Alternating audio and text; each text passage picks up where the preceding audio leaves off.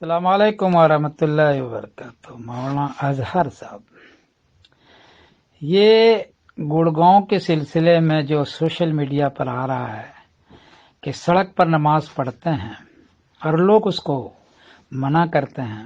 سڑک پر نماز پڑھنا چونکہ سرکاری زمین ہے، بغیر حکومت کی اجازت کے مکروہ لکھا ہے علماء نے کسی کی نماز پڑھنا کسی کی جگہ میں۔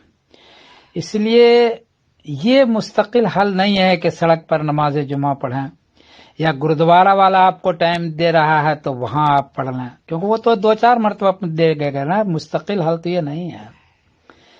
مستقل حل یہ ہے کہ 1 بیگھہ زمین شہر سے باہر سستی مل سکتی ہے، روڈ کے کنارے جہاں جانے کا راستہ ہو۔ 1 بیگھہ زمین 10-20 لاکھ روپے میں مل جائے گی، وہ لیں، چاروں طرف اس کو گھیریں اور عیدگاہ کی شکل اختیار کر لیں۔ بلڈنگ بنانا کوئی ضروری نہیں ہے۔ جب بارش ہو تو تھوڑا احتیاط کریں، جب بارش نہ ہو تو اس میں کھلے طور پر نماز پڑھیں اور پورے شہر کا لوگ وہاں جا کے نماز پڑھ لیں۔ اور اپنی زمین ہو تو کوئی شور شرابہ ہنگامہ کچھ بھی نہیں ہوگا۔